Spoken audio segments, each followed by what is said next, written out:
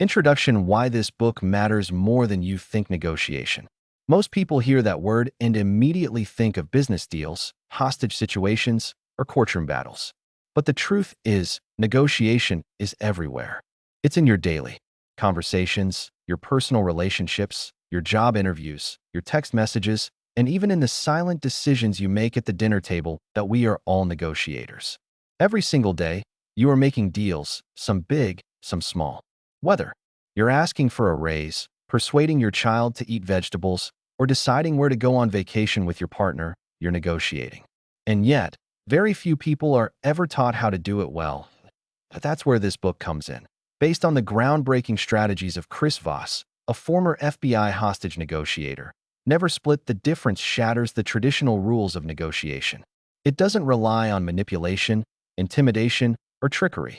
Instead, it teaches you how to use empathy, curiosity, and emotional intelligence to truly connect with people and guide conversations to powerful, win-win outcomes. Chris Voss didn't learn negotiation in a classroom. He learned it in life or death situations, where a single word could make the difference between saving a life or losing one.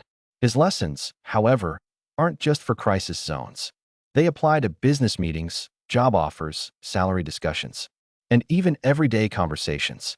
And they work. In this audiobook, you'll learn not just what Voss teaches, but how to apply it in your own life. You'll hear stories, techniques, and tools that will forever change how you communicate. You'll find yourself listening more, speaking less, and getting far better results. The title of this book, Never Split the Difference, is a bold one.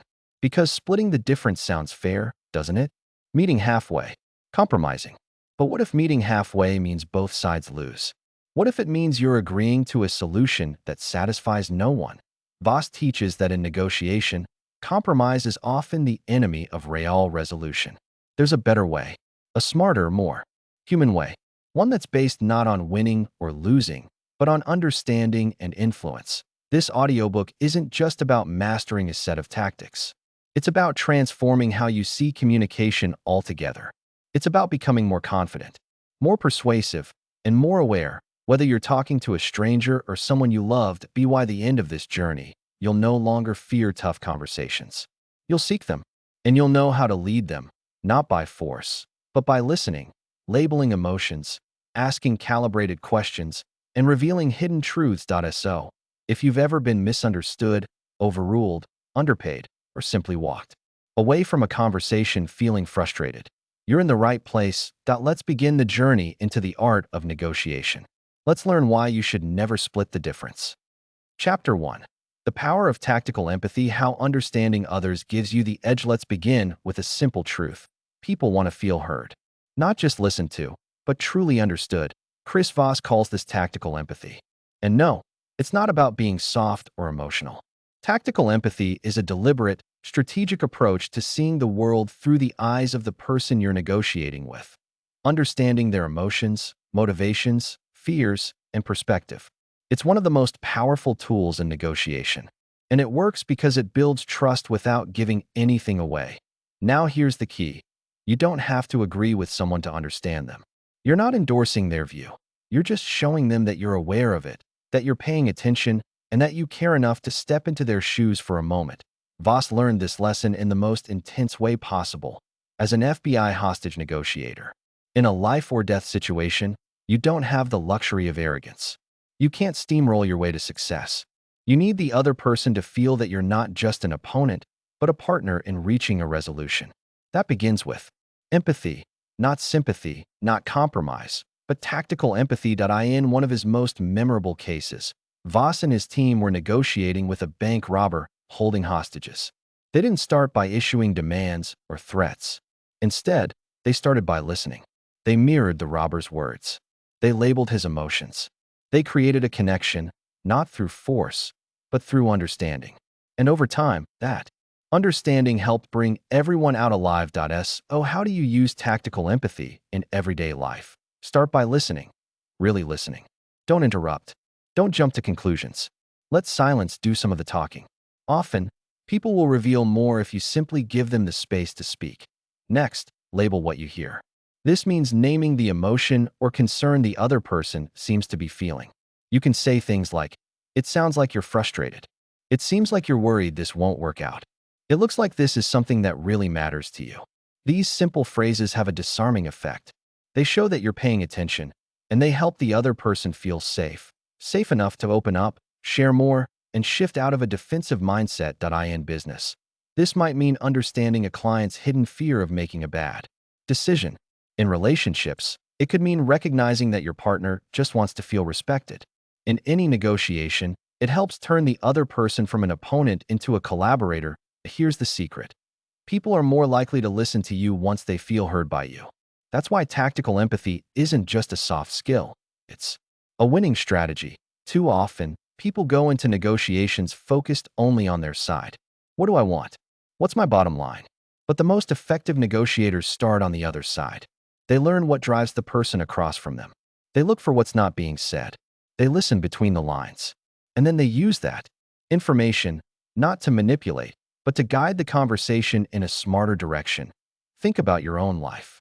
How many times have arguments gotten worse because no one stopped to say, "You seem upset," or "It sounds like this has been building for a while"? That's the power of tactical empathy. It creates space. It lowers tension. And it opens the door to real solutions. In the chapters ahead, we'll explore more specific tools, mirroring, labeling, calibrated questions. But remember, they all begin with this foundation. Before you can lead someone, you have to connect with them.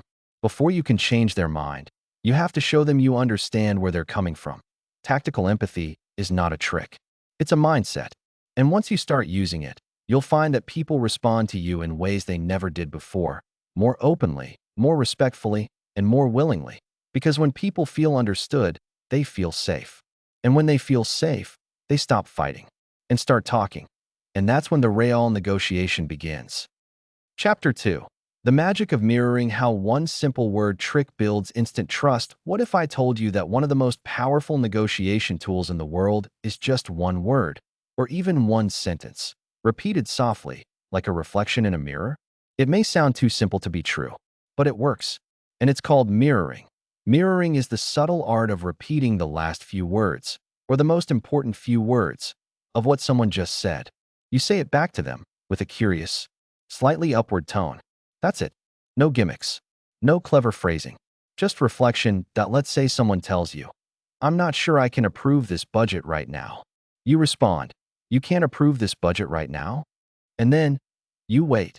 That tiny moment of reflection does something remarkable. It signals that you're engaged, that you're curious, and that you're not trying to push or interrupt. Instead, you're inviting them to keep talking, and 9 times out of 10, they will. Chris Voss used mirroring in some of the most tense negotiations imaginable, where lives were literally on the line. He found that mirroring helped calm people down, extend conversations, and create unexpected moments of connection. Why? Because it made the other side feel listened to, respected, and, perhaps most importantly, in control. That's the beauty of mirroring. It gently turns the spotlight onto the speaker. And in doing so, it often leads them to reveal more information than they otherwise would. Now, here's the key. Mirroring is not mimicking. You're not repeating everything they say. You're selectively echoing just a few words, enough to encourage them to go deeper. And your tone matters. You don't want to sound robotic. You want to sound curious, natural, almost like you're asking a thoughtful question. This strategy works because it taps into a deep psychological need we all have, the need to be heard. When we hear our own words reflected back to us, our brains take that as a cue that someone is paying attention, and that makes us feel safe enough to keep sharing. Let's look at a simple everyday example. Imagine you're at a car dealership, and the salesperson says, "This model just came in, and we've had a lot of interest already." You respond, "A lot of interest?" And then pause. That small mirror can lead to a cascade of useful information. The salesperson may start revealing why it's popular, what other buyers are saying, and how much flexibility they really have on the price. All because you didn't challenge them. You simply reflected. Mirroring also has another benefit. It slows the conversation down. It gives you time to think, to stay calm, and to control the rhythm of the negotiation without appearing forceful. And here's the surprising part. The person you're mirroring will usually not even notice. It feels so natural, so organic, that they often don't realize you're using a technique. To them, it just feels like you're deeply engaged in the conversation. And that's exactly the feeling you want to create. In personal relationships, mirroring can be a game changer. Let's say your partner says, "I just feel like you haven't been present lately." You gently repeat, "Haven't been present lately?" That opens the door to an honest conversation instead of a defensive argument. It shows you're not rushing to defend yourself. You're trying to understand. And that's the power of mirroring. It buys you time, creates connection, and opens up the other person's mind, all without a single confrontation. So how do you start using it? Step 1. Listen closely. Really tune in to what the other person is saying. Step 2. Choose a short phrase or key word from their sentence. Step 3. Repeat it back with a calm, curious tone. Then pause. That pause is important.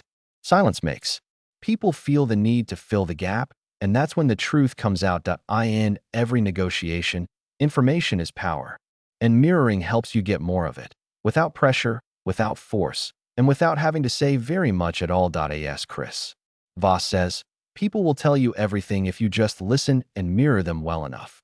It's like unlocking a door with a whisper instead of a bang. Try it. Test it. Use it at work, at home, in small conversations and big ones. Watch how people respond when they realize they're truly being heard. And remember, the best negotiators aren't the loudest. They're the ones who know how to listen, reflect, and lead with quiet confidence. Chapter 3. Labeling emotions to gain control. Why naming feelings disarms tension and builds influence. What's the first thing most people do when they sense tension in a conversation? They either avoid it, deny it, or push back against it. But Chris Voss learned something different, something surprisingly effective. He discovered that the best way to deal with emotions, especially in high-stakes situations, is to acknowledge them head-on. This technique is called labeling, and in negotiation, it can completely change the game. Labeling is the simple act of naming the emotions you observe in the other person. You're not asking them how they feel. You're telling them what it seems like they're feeling. You're not diagnosing them or making it personal. You're simply reflecting what's already there. You might say things like, "It sounds like you're frustrated. It seems like you're under a lot of pressure. It looks like you're not sure this is going to work." That's it. Short, calm, and focused. And when done right, these phrases have a powerful effect. Why? Because people want their emotions to be recognized. When you name an emotion out loud, you make the other person feel seen and validated. And in most cases, that's all they need in order to move forward. Now, here's the counterintuitive part. Labeling negative emotions doesn't make them worse. In fact, it often makes them disappear. Voss describes this as defusing the bomb. When you call out a fear, a concern, or a source of anger, it loses its grip. The emotion softens, the tension drops, and suddenly, you're in a conversation that feels safe instead of combative. Imagine a customer who's angry about a delayed delivery. Instead of getting defensive, you say, "It sounds like you've been really disappointed by how long this has taken." That moment of recognition might be all they need to calm down and actually hear what you have to say. In hostage situations, this technique saved lives. Voss would say things like, "It seems like you feel like no one's been listening to you," or "It sounds like you're carrying a lot of pain right now." That kind of language didn't escalate the situation, it humanized it. Labeling also works in personal relationships. Suppose your partner says, "You never listen to me." Instead of defending yourself or turning away, you respond, "Sounds like you're feeling really unheard right now." That simple reflection can melt defensiveness and open the door to an honest conversation. But labeling isn't just about negative emotions. You can use it to reinforce positive feelings, too. For example, "It seems like you're really proud of what you've built. It looks like this matters to you a lot. It sounds like you're excited about this opportunity." Positive labels encourage people to open up more. They feel safe, affirmed, and respected. So, how do you use labeling effectively? Step 1.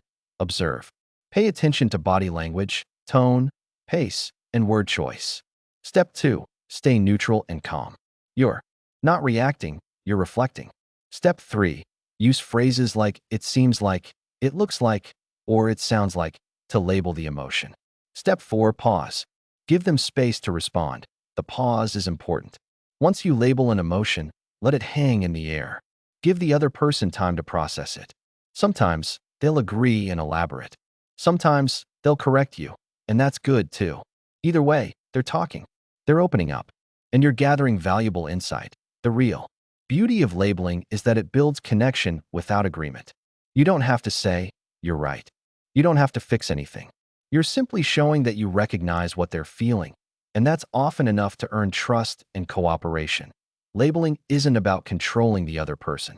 It's about managing the emotional environment of the conversation. Because when emotions are high, logic goes out the window. But when emotions are acknowledged, logic returns. This is how you gain control, not through power or pressure, but through empathy and presence. The next time you feel tension rising, don't back away. Don't try to bulldoze through it. Stop, listen, and label what you see. It sounds like this has been really tough. It looks like you're caught in a difficult spot. It seems like there's more to this than what's being said. You'll be surprised how quickly the conversation shifts. And you'll discover what Chris Voss already knows. Labeling emotions doesn't weaken your position, it strengthens it. Because when people feel understood, they stop resisting and start listening. And that's when influence begins. Chapter 4. The art of saying no without conflict. Why no can be the most powerful word in negotiation. In most conversations, people fear the word no. It feels like rejection, like failure, like the door is slamming shut. But in negotiation, and especially in the world of Chris Voss, no isn't the end, it's the beginning. This chapter is all about reclaiming the power of that small but mighty word. Because when used skillfully, no doesn't kill the conversation, it strengthens it. It sets boundaries. It builds clarity. And most importantly, it creates safety. Let's start with a simple truth. People feel more comfortable and more in control when they can say no. That sense of control, of not being trapped or manipulated, actually makes them more open to further dialogue. Chris Voss discovered this while negotiating with kidnappers, bank robbers, and terrorists, people in incredibly high-stakes situations. And over time, he noticed a pattern. The moment someone felt cornered into saying yes, they shut down. But when they were allowed to say no, their guard dropped. The conversation deepened. And here's the lesson for the rest of us. The word no is not the end of the conversation. It's a doorway to trust.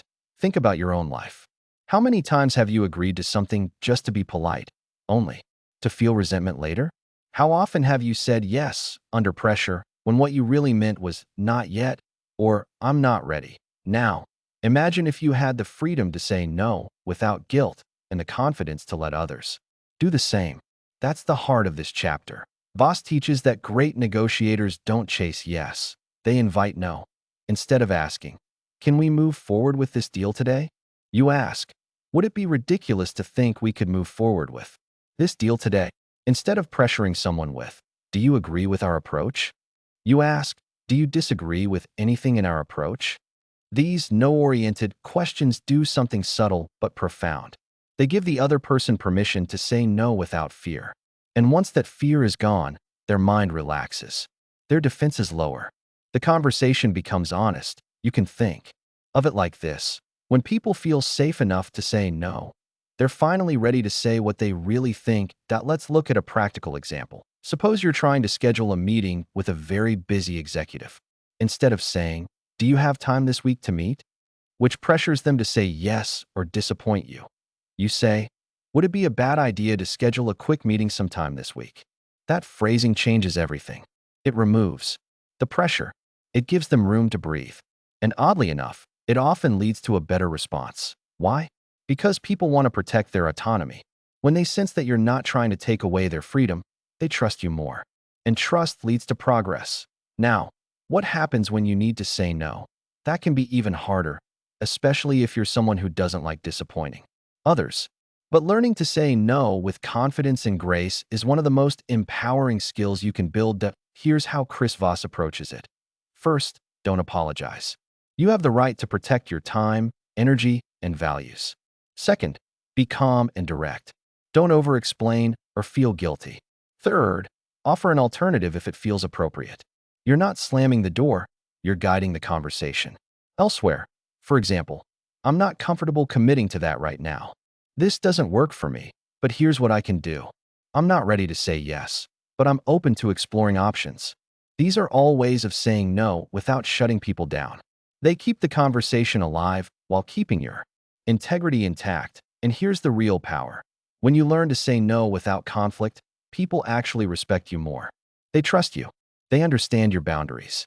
And they stop trying to push you into uncomfortable corners.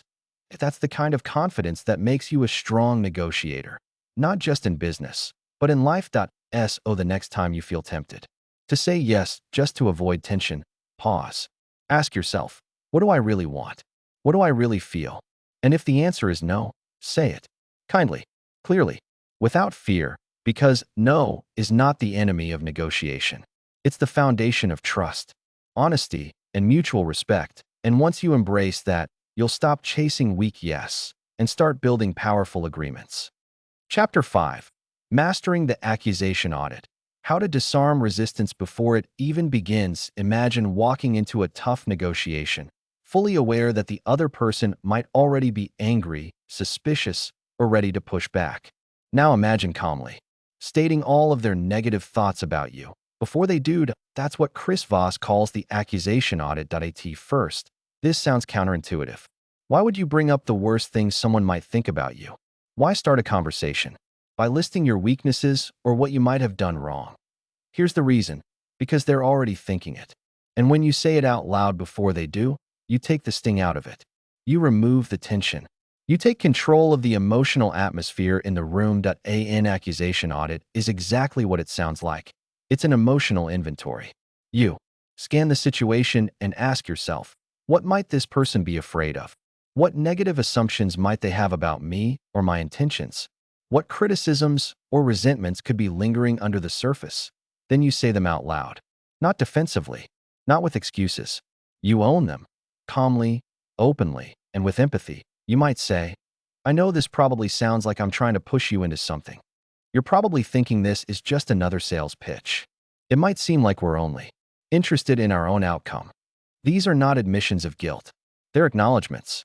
And they serve a powerful purpose. They neutralize the negative emotions before they can control the conversation. Here's the magic. When you acknowledge the elephant in the room, it often stops being a threat. The other person doesn't need to raise the objection because you already did. And instead of becoming defensive, they feel disarmed. They feel heard. And most importantly, they start to let go of their resistance. Chris Voss saw this technique work time and time again, even in life or death hostage situations.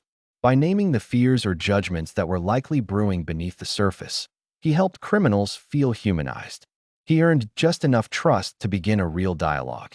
And that trust became the foundation for peaceful resolution. In your own life, an accusation audit can work wonders. Whether you're dealing with a skeptical client, a frustrated colleague, or a partner who's feeling unheard. Let's say you're running late to a meeting and you know your boss is annoyed. Instead of pretending everything's fine, you begin with, you're probably thinking I don't respect your time. I wouldn't blame you for feeling that way. That acknowledgement flips the emotional dynamic. Your boss now sees you taking responsibility. The frustration softens. And instead of staying angry, they're more likely to meet you in a collaborative space. It's important to understand that an accusation audit isn't about beating yourself up or inviting blame. It's about managing perceptions. When you name a fear, you control it. When you ignore it, it controls you. How do you use this in practice? Start by preparing before any important negotiation or conversation. Make a list of everything the other side might be thinking or feeling, especially the negative stuff. Then, pick the most relevant fears or judgments and lead with them. Use phrases like, it probably seems like, you may be thinking, I wouldn't be surprised if you felt. And once you say it, pause. Let it land. Give them space to respond. Often, they'll say something like, no, it's not that bad. Or, actually, I appreciate you saying that. In that moment, the air clears. Their defenses drop. And real communication can begin. This is what Chris Voss calls getting ahead of the problem. Instead of waiting for the pushback, you lean into it. Instead of fearing judgment, you address it directly. It takes courage to do this. But when you do, you demonstrate self-awareness, emotional intelligence, and confidence. And that makes people trust you. Even in the toughest moments. The next time you're walking into a difficult conversation, Don't pretend everything's fine. Don't tiptoe around the tension. Lead with honesty. Speak the unspoken. And watch how quickly the walls come down. Because when you master the accusation audit, you're not just negotiating. You're creating an emotional foundation that allows people to hear you, work with you, and follow your lead. Chapter 6. The Power of, That's Right, Why Agreement Isn't Enough. You need alignment. Every negotiator, every salesperson, every parent, and every leader wants to hear one magical phrase during a conversation. That's right. According to Chris Voss, those two words signal something much deeper than simple agreement. When someone says, that's right, they're not just acknowledging your point. They're telling you that you've captured the truth of their experience. And when that happens, you have their trust. You've earned influence. You've connected on a level that changes everything. Let's take a step back and understand the psychology behind this. Most of us are taught to chase yes in conversations. We think that if we can just get the other person to say yes, we're winning. We ask questions like, would you agree? Or isn't this the best option? And we look for that enthusiastic nod of approval. But the truth is, people say yes for all kinds of reasons, and not all of them are genuine. Sometimes they say yes just to get you to stop talking. Sometimes they say it out of politeness, or because they feel cornered. And sometimes they say it while planning to walk away as soon as the conversation ends. Voss makes it clear, a fake yes is worse than an honest no. It wastes time. It leads to weak deals. And it can destroy trust. So what should you aim for instead? Aim for that's right. That's right means the person feels seen. It means they believe you understand their perspective so well that they don't need to add or correct anything. It means you've mirrored their reality back to them so clearly and accurately. They have no choice but to confirm it. Here's what that might sound like in action. You say, it seems like you've been under pressure to deliver results with limited resources, and you haven't felt supported by your team. They pause and say, that's right. That's the moment everything changes. At that point, the person no longer sees you as an adversary. They see you as someone who gets it. And once you have that, you can start building real momentum. How do you get to that's right? The answer lies in active listening, emotional labeling, and clear summaries. You have to reflect what the other person is feeling and thinking, not just in a shallow way, but deeply and accurately. You listen, you label, and then you summarize their situation back to them using phrases like, it sounds like, what I'm hearing is, let me see if I understand you correctly. Your goal is to give back their story in a way that feels true to them. You're not twisting their words to fit your agenda. You're not rushing to persuade. You're showing that you've heard them so well, they feel relieved just to be understood. Voss warns against a common trap here. Don't settle for you're right. That phrase sounds similar, but it's completely different. You're right often means someone is trying to shut down the conversation politely. It's a form of agreement that still keeps you at a distance.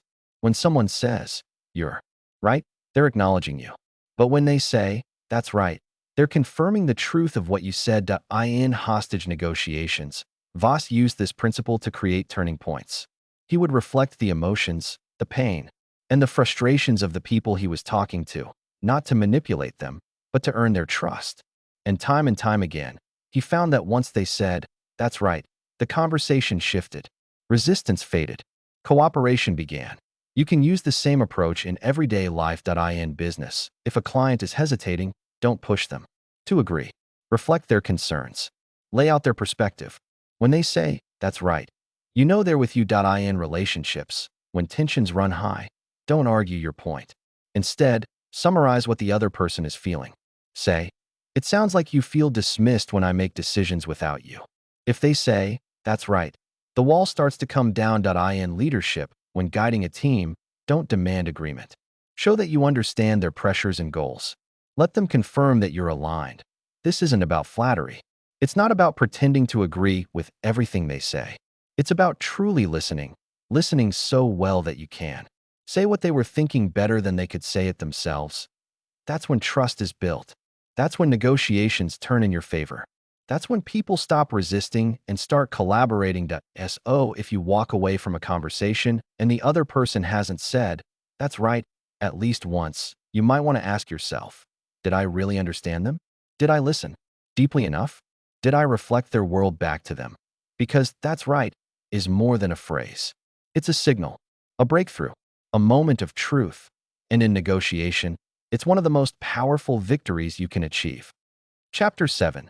Bending Reality with Calibrated Questions. How to lead the conversation without seeming to take control. What if you could guide someone to your desired outcome without issuing a demand, without pushing, and without sounding forceful? What if you could get them to solve the problem for you? That's exactly what Calibrated Questions allow you to do. Chris Voss calls them one of the most effective tools in a negotiator's toolkit. Because instead of telling people what to do, you ask them questions that lead them, gently and strategically, toward a solution. These aren't random questions. They're deliberate, they're structured, and they're designed to shape the conversation while making the other person feel completely in control. Let's break it down. A calibrated question is open-ended. It starts with how or what, and it makes the other side think. Really think. For example, how am I supposed to do that? What's the biggest challenge you're facing right now? How does this align with what your team needs? What does this mean for our next step? Notice something? These questions don't attack. They don't corner. They invite. They explore. They give the illusion of control to the other person, while subtly guiding them toward your goal. Let's say you're negotiating a price with a client who says, "This is our final offer." Instead of pushing back with a hard no, you ask, "How am I supposed to work with that price and still meet your expectations?" Now they're in a corner, but it's one they put themselves in. You didn't tell them they were being unfair. You didn't say, "I can't do that." You simply asked a question that forces them to consider your side and possibly rethink theirs. That's the beauty of calibrated questions. They change the dynamic. They move the conversation away from conflict and toward problem solving. They keep people talking. And more importantly, they keep you in control without appearing controlling. Chris Voss used this technique in some of the most sensitive negotiations imaginable. In one case, when working with a terrorist group, instead of demanding the release of a hostage, he asked, "What are we supposed to tell the family?" The shift in tone was dramatic. The captors suddenly had to consider the human side of the situation. It introduced empathy into a room filled with tension. And that's the goal of calibrated questions, to inject thoughtfulness where emotions are running hot, to replace conflict with curiosity, and to subtly bend the other person's view of reality until they start seeing the situation from your perspective. Let's talk about why, how, and what are so powerful. Questions that begin with why can sound accusatory, even when you don't mean them that way. For example, "Why did you do that?" often puts people on the defensive. But what led you to that decision invites explanation. "Why can't we move forward?" feels like a challenge. But what's holding us back right now feels like a partnership that you're achieving. The same goal, uncovering information, but without creating resistance. And that's the key to bending reality. It's not about breaking the other person's will. It's about shaping their thinking with them. You turn their mind gently from their concerns to your solution. And the best part is, they'll often think it was their idea. Here's how to use calibrated questions effectively. Step 1. Know your goal. What outcome are you hoping for? What decision do you want them to make? Step 2. Think about the obstacles. What are they afraid of? What's holding them back? What might they need in order to move forward? Step 3.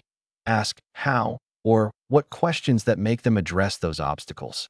What's the biggest challenge in reaching an agreement here? How can we move forward in a way that works for both of us? What are the concerns I should be aware of on your side? Step 4. Let silence work for you. After asking, pause. Give them time to think. Don't rush. Let the question do its work. What you'll find is that calibrated questions often lead to valuable information you wouldn't have received any other way. They reveal hidden motives, unspoken concerns, and deeper priorities. And once you have that information, you have the upper hand, not by force, but by insight. There's another powerful side effect, too. When you ask good calibrated questions, you signal emotional intelligence. You come across as thoughtful, respectful, and strategic. People trust you more. They want to work with you. And that trust becomes leverage. In some cases, a well-timed question can completely shift the mood of a negotiation. It can turn a hard no into a soft maybe, or even a yes, because the truth is, people want to feel involved in the outcome. They want to feel respected and heard. Calibrated questions give them that feeling, while quietly steering them toward your preferred path. that it's not manipulation. It's influence through clarity and curiosity. The next time you're facing a tough conversation, don't jump to solutions. Don't defend. Don't argue.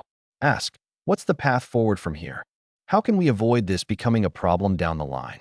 What would you need to see to feel comfortable moving ahead? Let them talk. Let them reason. Let them build the bridge while you guide them with your questions. And just like that, you've bent reality without breaking trust. Chapter 8. Anchoring with extreme offers. Why setting the starting point changes the whole game. Negotiation is often described as a dance. And just like any dance, it starts with a step, the first offer. This initial number isn't just a figure. It's the anchor that pulls the entire negotiation in its direction. Chris Voss teaches that starting with an extreme offer, one that may seem high or low compared to what you actually expect, can give you a powerful advantage. This is called anchoring. When you anchor, you set the stage. The other party's expectations, perceptions, and counteroffers tend to revolve around your initial number. It creates a psychological benchmark in their mind, and that benchmark often influences the final outcome more than you might expect. Why does anchoring work? It taps into how our brains process information. When we hear a number first, we subconsciously use it as a reference point. Even if the offer is unreasonable, it shifts their perception of what's fair or possible. But there's an art to it. You don't want to sound ridiculous or unrealistic. Your extreme offer should be bold but credible. It should open the door for conversation, not slam it shut. Voss also emphasizes the importance of tone and delivery when making your anchor. Your voice should be calm, confident, and steady, not aggressive or desperate. That steadiness sends a message. You believe in your offer, and you're not easily shaken. Anchoring isn't about trickery or bluffing. It's about setting boundaries and controlling the frame of the negotiation. It allows you to claim more room to maneuver later on. For example, if you're selling a car and want at least $10,000, you might start by asking $14,000. That higher anchor makes $10,000 seem more reasonable to the buyer, increasing the likelihood you'll get closer to your goal. Anchoring also prepares the other side psychologically to expect a discussion, not just a flat yes or no. It invites them to engage, to counteroffer, and to negotiate within a range you control, but beware of anchoring mistakes. If your offer is too extreme without justification, you risk losing credibility. If you come across as inflexible, you might shut down the conversation entirely. Pair your anchor with calibrated questions and tactical empathy to keep the dialogue open. After you drop your anchor, ask, how does that fit with what you were expecting? Or what challenges does that create for you? This invites the other party to share concerns while keeping you in control. In short, anchoring with extreme offers isn't about winning at all costs. It's about framing the negotiation so you have space to win smartly. Chapter 9. The Black Swan Theory. How hidden truths can change everything in negotiation. Sometimes the biggest game changer isn't what's on the table. It's what's under the table, the unexpected information, the hidden facts, the unknown unknowns that no one sees coming. Chris Voss calls these hidden elements black swans, rare, unpredictable events or pieces of information that, once revealed, dramatically alter the course of negotiation. The name comes from the idea that for centuries, people believed all swans were white, until black swans were discovered, completely overturning assumptions. Black swans can be anything.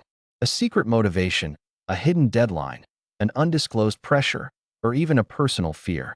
They are the truths lurking beneath surface-level negotiation, waiting to be uncovered. Why do black swans matter? Because they hold the power to break stalemates, resolve conflicts, and unlock value that seemed impossible. But finding black swans requires curiosity, patience, and above all, active listening. It means watching for clues in tone, body language, and choice of words. It means asking open-ended questions and being alert to inconsistencies. Voss warns that the best negotiators don't just seek information. They look for hidden information. For example, a company negotiating a contract might discover that the other side has an urgent internal deadline that isn't obvious, or that the opposing negotiator is personally invested in the project's success in a way that transcends pure business. These insights become leverage, not by exploiting weaknesses, but by understanding what really matters to the other side. To uncover black swans, Voss suggests being genuinely curious, encouraging people to share, and never assuming you know everything. This mindset transforms negotiation from a battle into a collaborative search for truth. When you find a black swan, you can reshape the conversation.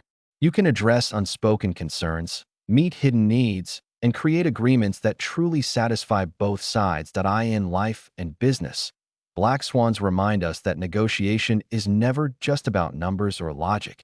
It's about people and the stories they carry. Conclusion: never split the difference. A way of life.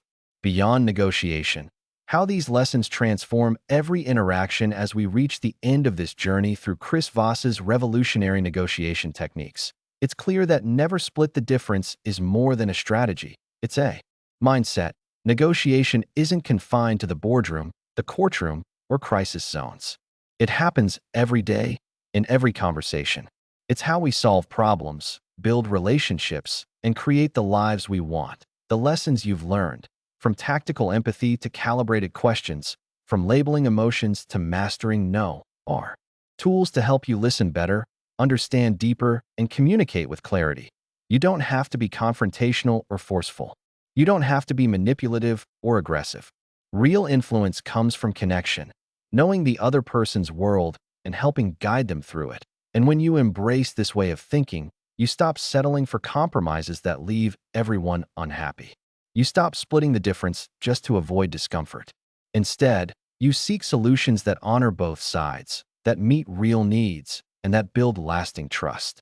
This approach transforms how you handle conflict, negotiate business deals, navigate personal relationships, and even manage yourself. You become someone who listens deeply, speaks wisely, and leads with empathy. Remember, the heart of negotiation is not about winning at all costs. It's about creating an environment where people feel safe enough to say that's right. When that happens, real change becomes possible. So take these principles with you. Practice them in your conversations, your meetings, and your daily life. Because mastering negotiation means mastering communication, and mastering communication means mastering the art of connection. And that is a skill worth cultivating for a lifetime. Thank you for listening, and here's to never splitting the difference again.